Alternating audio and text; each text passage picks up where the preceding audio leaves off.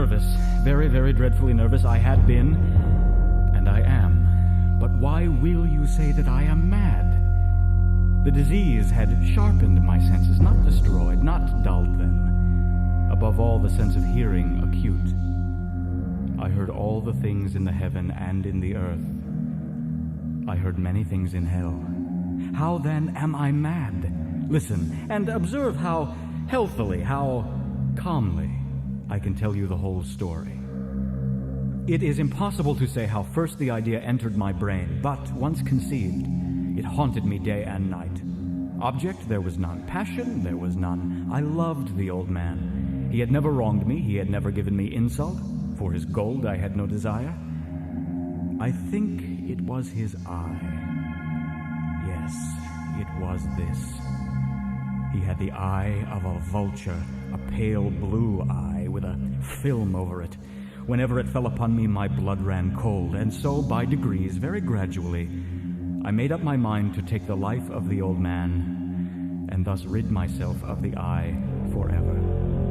Now this is the point. You fancy me mad. Madmen know nothing, but you should have seen me. You should have seen how wisely I proceeded, with what caution, with what foresight, with what dissimulation I went to work. I was never kinder to the old man than during the whole week before I killed him. And every night, about midnight, I turned the latch of his door and opened it, oh so gently. And then, when I had made an opening sufficient for my head, I put in a dark lantern, all closed, so that no light shone out.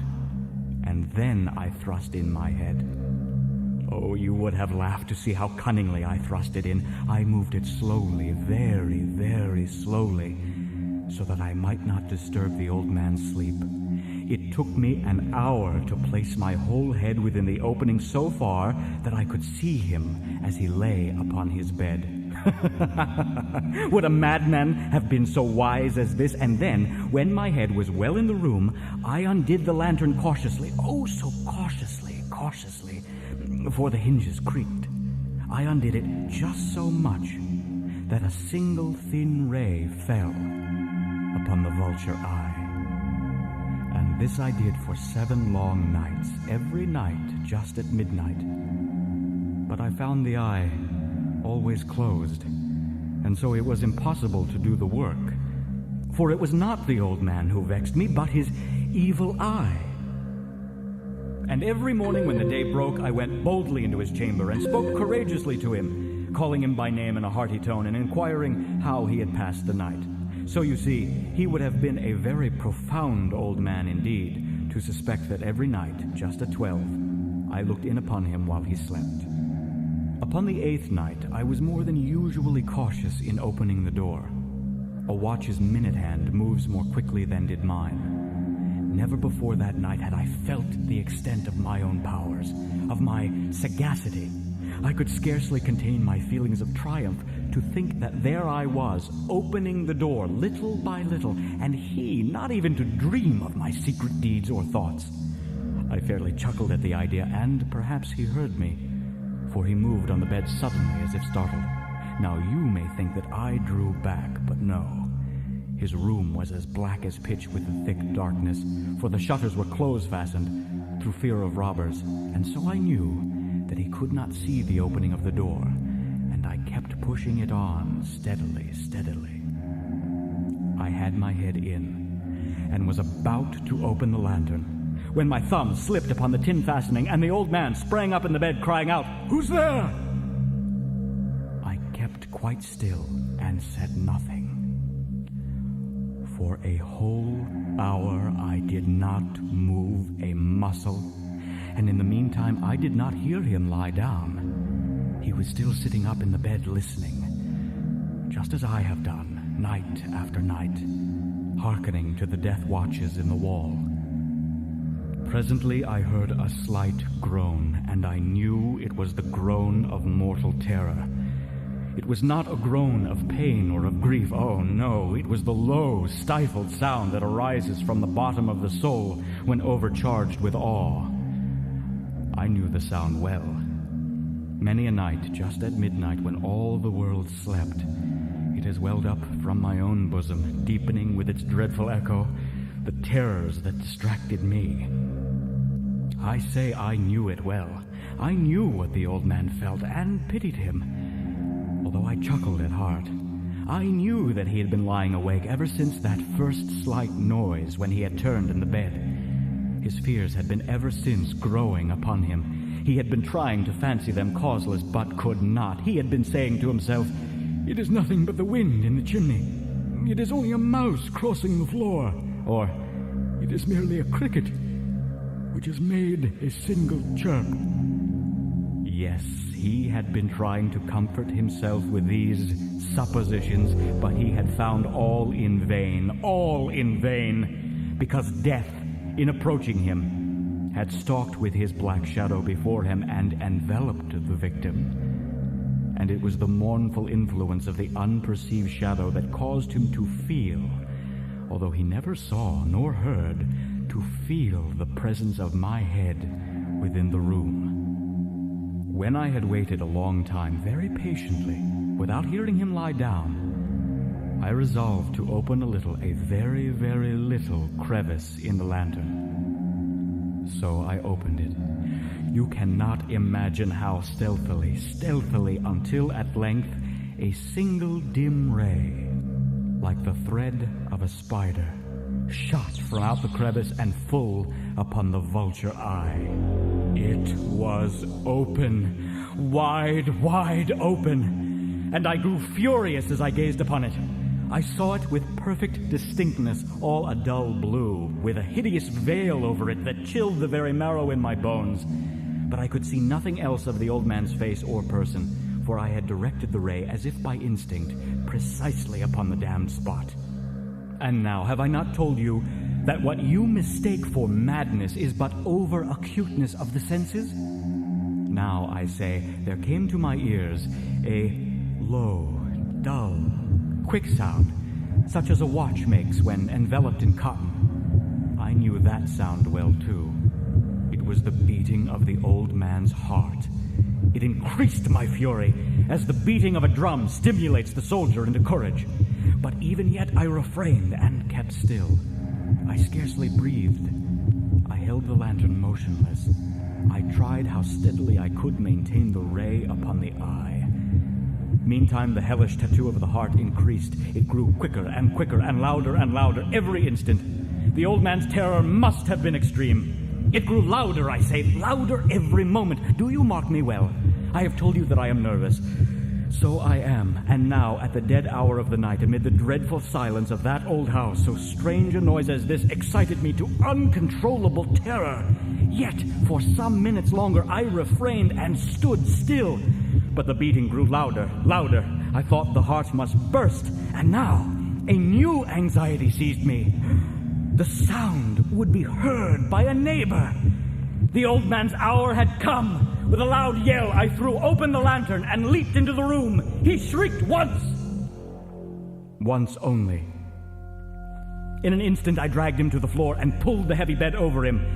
I then smiled gaily to find the deed so far done. But for many minutes, the heart beat on with a muffled sound. This, however, did not vex me. It would not be heard through the wall. At length, it ceased. The old man was dead. I removed the bed and examined the corpse. Yes, he was stone dead. I placed my hand upon the heart and held it there for many minutes. There was no pulsation. He was stone dead. His eye would trouble me no more. If you still think me mad, you will think so no longer when I describe the wise precautions I took for the concealment of the body. The night waned, and I worked hastily, but in silence. First of all, I dismembered the corpse. I cut off the head and the arms and the legs. I then took up 3 planks from the flooring of the chamber and deposited all between the scantlings. I then replaced the board so cleverly, so cunningly, that no human eye, not even his, could have detected anything wrong. There was nothing to wash out, no stain of any kind, no blood spot whatever. I had been too wary for that. A tub had caught all. When I had made an end to these labors, it was 4 o'clock, still dark as midnight. As the bell sounded the hour, there came a knocking at the street door. I went down to open it with a light heart, for what had I now to fear? There entered 3 men, who introduced themselves with perfect suavity as officers of the police. A shriek had been heard by a neighbor during the night. Suspicion of foul play had been aroused. Information had been lodged at the police office, and they, the officers, had been deputed to search the premises. I smiled. For what had I to fear? I bade the gentleman welcome. The shriek, I said, was my own in a dream. The old man, I mentioned, was absent in the country. I took my visitors all over the house. I bade them search well. I led them at length to his chamber.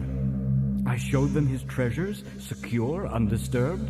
In the enthusiasm of my confidence, I brought chairs into the room and desired them here to rest from their fatigues, while I myself, in the wild audacity of my perfect triumph, placed my own seat upon the very spot beneath which reposed the corpse of the victim. The officers were satisfied. My manner had convinced them. I was singularly at ease. They sat, and while I answered cheerily, they chatted familiar things. But ere long I felt myself getting pale and wished them gone. My head ached, and I fancied a ringing in my ears. But still they sat and still chatted. The ringing became more distinct. It continued and became more distinct. I talked more freely to get rid of the feeling, but it continued and gained definitiveness until at length I found that the noise was not within my ears. No doubt I now grew very pale.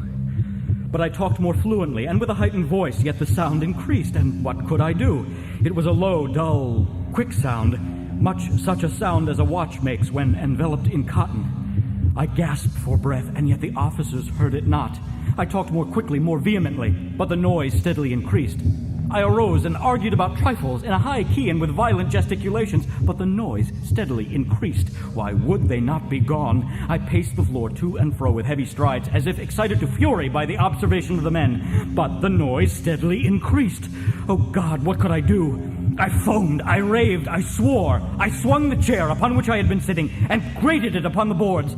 But the noise arose over all and continually increased. It grew louder, louder, louder, and still the men chatted pleasantly and smiled. Was it possible they heard it not? Almighty God! No, they heard, they suspected, they knew. They were making a mockery of my horror. This I thought, and this I think. But anything was better than this agony. Anything was more tolerable than this derision. I could bear those hypocritical smiles no longer. I felt that I must scream or die. And now, again, hark!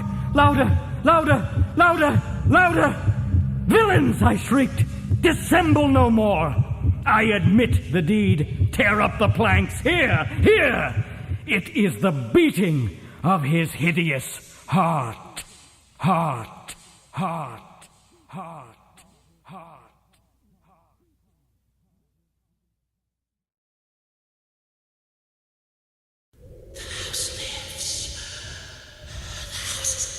This house is full of sounds. My name is Roderick Usher. The loudest is your heart. Who's there? Pounding with fear. The softest is the sound of horror.